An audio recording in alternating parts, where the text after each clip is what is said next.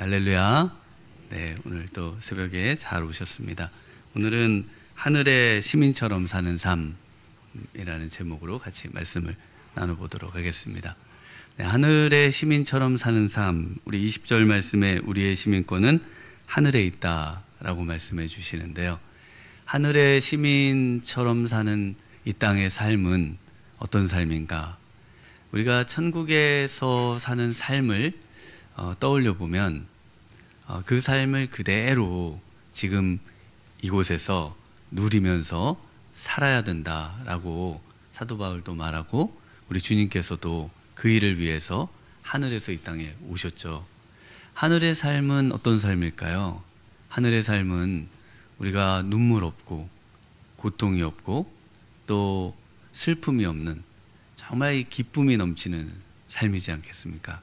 그래서 이 하늘의 삶을 산다는 것은 이 땅에서 기쁨이 늘 충만하고 어떤 어려움과 역경이 있어도 하늘의 시민권을 가진 사람으로서 이 땅에서 기쁘게 살아가는 것, 이것을 우리 하나님께서는 그 무엇보다도 원하고 바라고 계신다는 것입니다. 오늘 우리 안에 있는 모든 기쁘게 하지 못하는 것들을 몰아내시고 우리 안에 성령을 채우시고 그래서 기쁨이 정말 넘쳐나는 그런 하루가 또 우리의 삶이 되시길 축원합니다.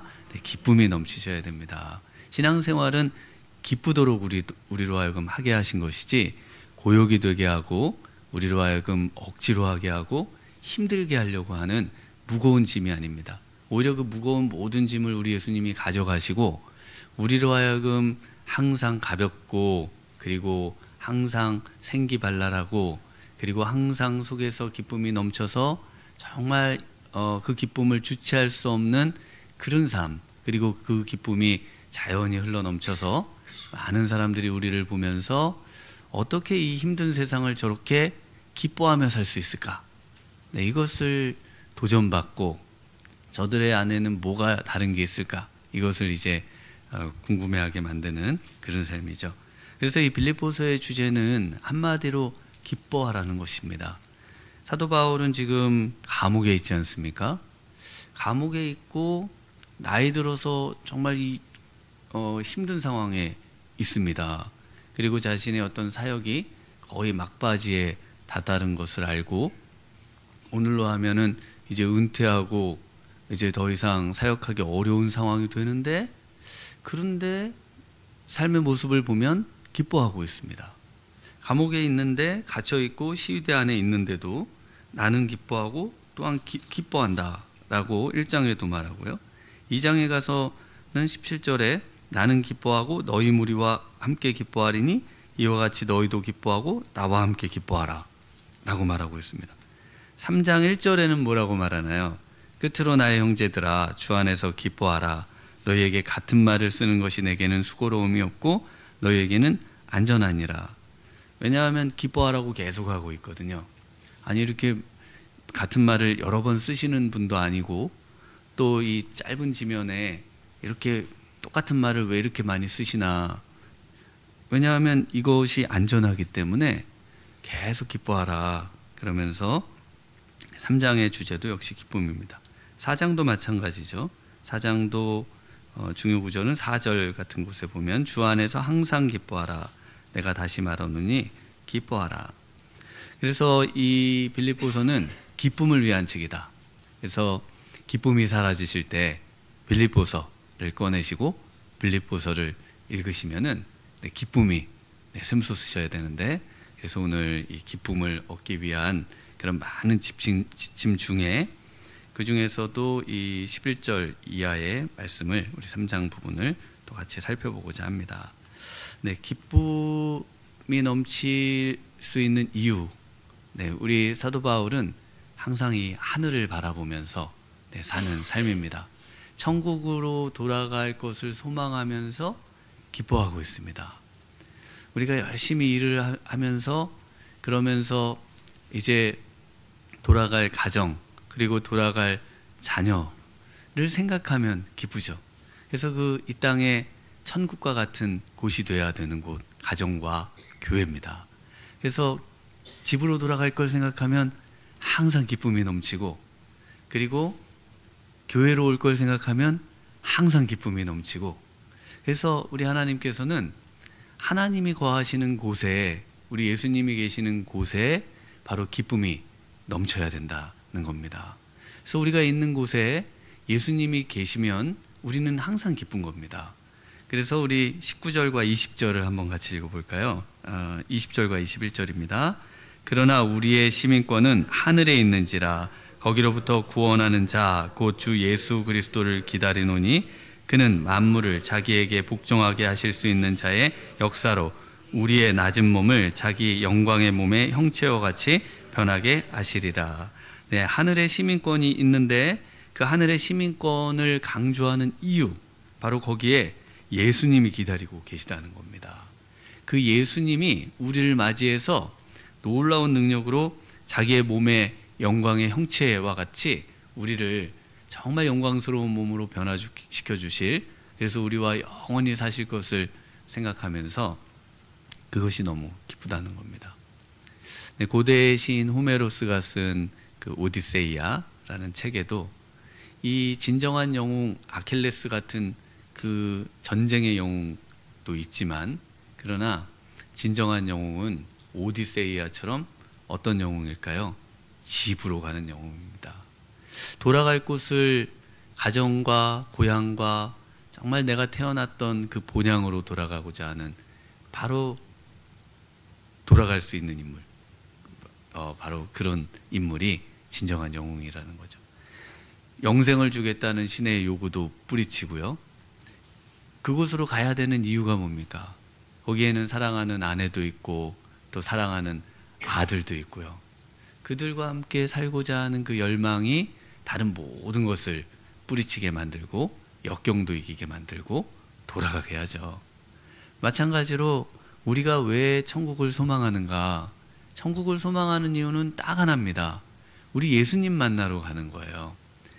1차적으로 그분이 우리의 삶에 정말 가장 사랑하는 대상이 되고, 그분 없이는 나는 살 수가 없고, 그분이 있는 곳으로 가는 것이 나는 가장 행복하다. 그런데 그분이 이곳에서 또 함께 하시고, 그래서 이 땅에서 그분이 높아지는 것이 나에게는 가장 기쁨이 되고, 어떻게 하든지 그분을 닮아가게 하는 것, 그분을 알아가는 것, 그분을 맛보는 것, 그분과 동행하는 삶, 이것이 나에게 가장 큰 기쁨이 되는 것, 이것을 지금 말하고 있습니다. 그래서 이 땅에서, 그러면 천국에서는 그런데요, 이 땅에서는 어떤 삶인가? 어떤 삶이 정말 기쁨을 누리는 하늘의 시민처럼 사는 삶이라고 말씀하시는가 하면은, 우리 먼저는 이 겸손한 그런 삶입니다. 우리 12절과 13절 같이 한번 읽어보겠습니다. 내가 이미 얻었다 함도 아니요 온전히 이루었다 함도 아니라 오직 내가 그리스도 예수께 잡힌 바 된 그것을 잡으려고 달려가노라. 형제들아, 나는 아직 내가 잡은 줄로 여기지 아니하고 오직 한 일, 즉 뒤에 있는 것은 잊어버리고 앞에 있는 것을 잡으려고. 네, 우리 사도 바울이 12절부터 이제 앞에는 과거를 얘기하고 12절부터 또 이제 18절까지는 현재를 얘기하고 19절까지, 그리고 20절부터 21절은 이제 미래적인 것들을 이야기하고 있습니다. 그 중에 이 현재의 어떤 우리의 삶이 어때야 되는지를 쭉 말씀하면서 뭐라고 하냐면, 이미 얻은 게 아니라는 거예요. 이루어진 것도 아니라는 겁니다. 그리고는 예수님께 잡힌 바 된 그것을 잡으려고 달려간다, 이렇게 말을 합니다. 그래서 항상 예수님께 잡혀 있어요. 우리 성도님들은 뭐에 그렇게 잡혀 계신가요? 나를 붙잡고 있는 거, 나를 붙들고 있는 거, 나로 하여금 이 땅을 살게 만드는 그 원동력, 그것이 무엇인가? 그래서 이것이 어떤 사람이 돼도 안 되고 물질이 돼도 안 되고 사상이 돼도 안 되고 우리 예수님이어야 된다라고 말하면서, 사도 바울이 이미 얻은 것도 아니고 이룬 것도 아니고 아직 잡은 줄로 여기지도 않는다, 13절에는 그렇게 말씀하시죠.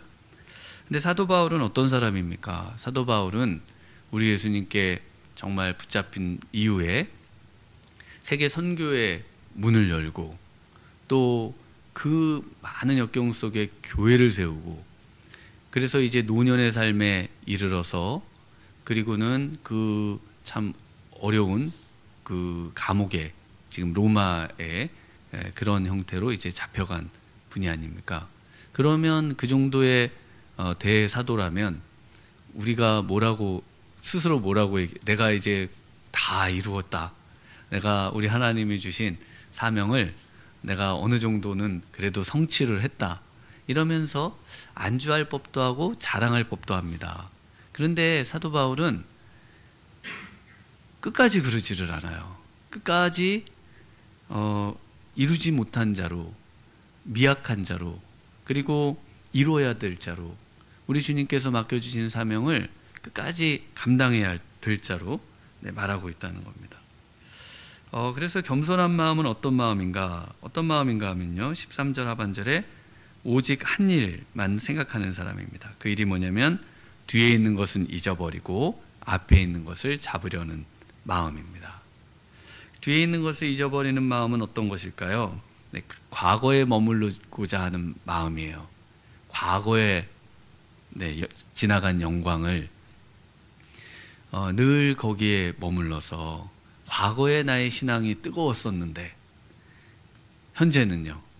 현재는 중요하지 않아요. 과거에 그 영광에 사로잡혀서 사는 삶, 그리고 또 과거의 실패에 사로잡히는 삶입니다. 과거에 내가 지었던 그 모든 죄와 또 우리 주님께서 용서할 수 없을 것 같은 그 한 가지에 매여서 우리 예수님의 십자가의 그 보혈의 능력을 부정하고 그 과거에 사로잡혀서 사는 그 삶, 이것을 우리 주님은 원하지 않는다는 겁니다. 과거의 영광도 뒤로하고 또 과거의 실패도 뒤로하고 그 모든 것을 우리 주님께서 다 용서해 주셨음을 믿고 그러면서 어떻게 하는 삶일까요? 바로 앞에 있는 것을 잡으려고 하는 삶입니다. 앞에 있는 것을 잡으려는 삶, 바로 미래로 나아가는 삶입니다. 내가 앞으로 하나님을 위해 무엇을 할까? 내가 이제 하나님이 원하시는 그 삶을 어떻게 내 이 생애 주기 가운데 또 나의 삶 가운데 살아갈까? 그것만 궁리하고 그것만 생각하면서 삶입니다. 그래서 과거를 이제 떠나야 되는 거예요. 과거로부터 출발해서 미래로 날마다 앞의 것을 바라보고 그러면서 내가 우리 주님을 위해서 이제 내가 더 헌신할 게 뭘까? 그래서 이 사도 바울이 이 감옥에 갇힌 후에 이 서바나, 로마를 떠나 서바나를 갔다는 얘기도 있고, 이 빌립보 교인들 얼마나 만나고 싶어요. 만날 거 확실하다고 그랬잖아요. 난 풀려날 게 확실하고, 그러니까 빌립보 교인도 다시 만날 미래를 바라보고, 그러니까 이 감옥에 있고 이 노년에 몸도 힘들고 마음도 힘들 수 있지만 그러나 항상 뭔가를 꿈꾸고 또 그것을 추구하면서 살아가는 미래지향적인 인물, 바로 이 바울입니다. 제가 좋아하는 시 중에 나짐 히크메트가 쓴 진정한 여행이라는 시가 있어요. 이 시는 이렇게 쓰여 있습니다. 가장 훌륭한 시는 아직 쓰여지지 않았다. 가장 아름다운 노래는 아직 불려지지 않았다. 최고의 날들은 아직 살지 않은 날들. 가장 넓은 바다는 아직 항해되지 않았고 가장 먼 여행은 아직 끝나지 않았다. 나의 최고의 때는 아직 오지 않은 겁니다. 우리 성도님들이 현재에 안주하고 과거에 안주하는 순간, 그 순간 기쁨을 잃어버리게 되고 우리 주님이 원하시는 그 더 영광스럽고 더 우리 주님과 함께하는 그 기쁨의 삶을 놓칠 가능성이 많습니다. 그래서 오늘은 이제부터 정말 우리 주님을 바라보면서 미래로 나아가신 우리 성도님들 되시길 바랍니다. 두 번째는 바로 이 하나의 목표를 붙잡고 사는 삶입니다. 이제 미래를 바라보는 삶은 결국은 어떤 목적과 목표가 있어야겠죠. 그 목적과 목표를 계속 얘기하고 있습니다. 그 중에 아주 핵심적인 구절이 14절인데 우리 14절 말씀 한번 읽어보겠습니다. 표대를 향하여 그리스도 예수 안에서 하나님이 위에서 부르신 부름의 상을 위하여 달려가노라. 네, 표대를 향하여 가는 삶, 바로 표대가 있죠. 그 표대가 있습니다. 그 표대를 뭐라고 합니까? 위에서 부르신 부름의 상이라고 정확하게 얘기를 하고요. 그 앞에서도 이야기를 했죠. 앞에 있는 것, 네, 오직 한 가지, 뭐 이런 식으로 사도 바울에게 있어서는 목적이 딱 하나입니다. 그 목적을 표대라고 얘기하고 그 뒤에도 나만 이렇게 생각하는 것이 아니라 모든 성도는 목적이 하나라는 겁니다. 그 목적은 뭐예요? 바로 위라는 겁니다. 위, 바로 하늘이죠. 하늘이 우리로 하여금 부르시는 그 부름의 상이 목적이라는 겁니다. 그래서 이게 뭘까? 그래서 이 표대가 과연 사도 바울에게 있어서 표대가 뭐냐? 여러 이제 이야기들이 있습니다만은 본문을 중심으로 해서는 부활에 대한 이야기로 이렇게 이야기가 주로 되고, 이제 사도 바울의 전체 서신으로 보면 사도 바울이 추구했던 것, 의의 면류관, 영광의 면류관, 우리 하나님께서 예비하신, 나를 예비하신 그 좋은 것들, 지금은 눈에 볼 수 없으나 그러나 나를 오라 하시고 그리고 나에게 착하고 충성된 종이라고 말씀하시면서 허락해 주실 그 좋은 모든 것들, 이것을 소망하고 있다. 그래서 우리 하나님께 칭찬 듣는 거, 이것이 1차적으로 이 표대에 해당한다. 이렇게 이제 말씀을 드릴 수가 있습니다. 그래서 이 하나의 목표를 가지고 사는 삶, 우리 하나님의 기쁨이 되고 우리 예수님의 기쁨이 되는 것을 목표로 하는 삶, 이 삶은요 그냥 우리 하나님께서 자동적으로 열어주시는 삶이 아닙니다. 그래서 사도 바울이 뭐라고 얘기하냐면은 12절에도 예수께 잡힌 바 된 그것을 잡으려고 달려가죠. 네, 이 달려가다라는 말이 한 번 또 나오고 14절에도 마지막에 보면은 위에서 부르신 부름의 상을 위하여 달려가죠.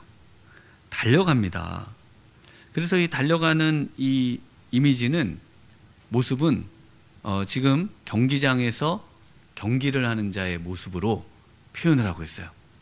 그래서 달리기냐 아니면 전차냐, 그래서 전차가 더 맞다, 뭐 이런 전차 경주를 해서 그 배너 같은 데 보면은 트랙을 따라 막 계속 돌면서 어떻게 하든지 고린에서 승리하려고 하는 그 경기, 그 경주를 생각하면서 말을 세차게 몰고 그러면서 우승을 향해 갈망하는 그 경주자의 모습처럼 믿음의 사람들의 모습은 그 승리를 위한 그 한 가지 목적을 가지고 끝까지 경주하는 삶이지, 중도에 포기하거나 안주하거나 하지 않고 부단히 그것을 이루기 위해서 연습하고 열심을 내고 그렇게 나아가는 삶이, 애쓰는 삶이 바로 믿음의 삶이고, 그런 삶을 살 때 기쁨이 있다는 거예요.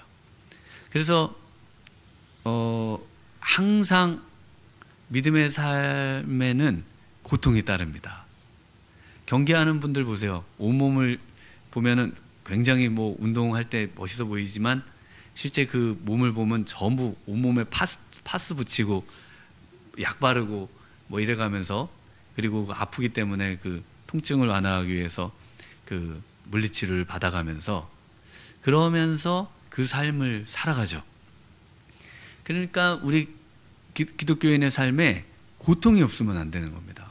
내 삶을 깨우고 또 내 삶을 다그치고 그러면서 나로 하여금 좀 더 조금이라도 더 우리 주님이 원하시는 삶으로 나아가려고 애를 쓰도록 만드는 거, 이것이 바로 기쁨의 삶이 되고 또 영광의 삶이 되고 목적의 삶이 됩니다.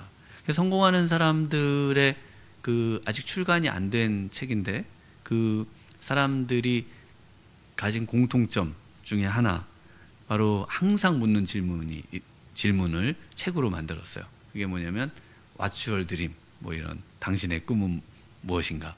그거죠. 그래서 한 가지 목표, 여러분에게 있어서 한 가지 목적, 우리 신앙인에게 있어서 한 가지 그 삶의 의미. 세상의 어떤 사람들의 성공의 기준은 이 땅이기 때문에 이 땅에서의 삶도 그런 어떤 한 가지 목적이 그 사람들을 견인해 간다면, 우리 믿음의 사람들에게 있어서 죽음 이후와 또 영원한 삶에 있어서의 한 가지 목적, 바로 이 표대를 향하는 삶, 위에서 우리를 부르신 그 부름의 삶. 그래서 누가 불렀느냐가 중요한 겁니다. 바로 하나님이 우리로 하여금 목표가 되고 목적이 되신다는 것이죠. 그리고 이제 세 번째는 사도 바울의 그 하늘의 시민처럼 사는 삶은 나에서 우리로 바꿉니다. 그래서 전부 나예요. 12절에도 보면 내가 이미 얻었다함도 아니요 내가 그리스도 예수께 잡힌 바 됐고, 13절에도 나는 아직 내가 잡은 줄로 이렇게 나가시다가 15절부터 가면 우리가 나옵니다. 우리, 온전히 이룬 자들. 16절에도 우리가 나오고, 그러면서 이제 우리 시민권, 이렇게 우리의 낮은 몸이 자기의 영광. 그래서 우리가 이제 단락으로 많이 갑니다. 사도 바울은 자신의 삶에만 멈추질 않아요. 나는 달려가고 나는 목표가 있고 나는 열심히 갈 건데 다른 사람들은 안 돌보는 삶이 아니라 나에서 우리로. 그래서 영혼을 위해 눈물을 흘리는 삶을 이야기하고 있습니다. 우리 18절 말씀만 한번 같이 보시겠습니다. 내가 여러 번 너희에게 말하였거니와 이제도 눈물을 흘리며 말하노니 여러 사람들이 그리스도의 십자가에 원수로 행하느니라. 19절도 한번 읽어볼까요? 그들의 마침은 멸망이요 그들의 신은 배요 그 영광은 그들의 부끄러움에 있고 땅의 일을 생각하는 자라. 이 사도 바울은 눈물을 흘리면서 기도하고 있습니다. 누구를 위해서요? 바로 내 옆에 우리 교회 공동체 가운데 예수님의 십자가의 원수로 행하는 사람들, 십자가를 증거하고 십자가를 자랑하고 십자가를 따라 살아야 될 텐데 오히려 그렇지 못한 사람들 때문에 눈물을 흘리며 기도하고 있다는 겁니다. 그래서 그 사람들의 특징이 뭐예요? 그 사람들은 멸망이에요. 마침이 멸망당할 자라는 겁니다. 그래서 그냥 두면 눈에 보여요. 하나님을 모독하고 하나님을 떠나 살고 하나님을 대적하며 사는 삶의 결과는 멸망밖에 없잖아요. 이 땅에서 멸망해서 그치지 않고 영원한 멸망. 그렇기 때문에 그 사람들을 보면 눈물이 난다는 겁니다. 그리고 그들은 자신을 숭배하는 자예요. 그래서 그들의 신은 배가 됩니다. 그리고 또 그들은 욕망을 위해 살죠. 그래서 그 욕망을 위해 살기 때문에 그 욕망으로 인한 부끄러움을 자신들의 그런 어떤 자랑으로 삼는, 죄를 오히려 자랑으로 삼는 그런 삶을 살고 있다는 겁니다. 그런데 궁극적으로는 땅의 일만 생각합니다. 그래서 항상 땅만 바라보고 사는 거예요. 하늘이 없어요. 하늘 없는 땅만 바라보고 사는 그런 사람들을 향해서 눈물을 흘리며 살겠다는 겁니다. 그리고 이것이 우리 주님의 마음 아니겠습니까? 우리 주님께서 정말 이 땅에 오신 그 이유와 지금도 바라고 계시는 우리에게 복음을 맡겨주신 이유, 우리 주위에 정말 안타까운 그 영혼들을 우리가 돌보고 그 어떻게 하든지 그 한 영혼을 우리 주님께로 인도할 수 있는 그런 마음을 가지고 사는 삶, 이것이 우리 주님이 가장 기뻐하는 삶이다, 이렇게 말씀을 하고 있습니다.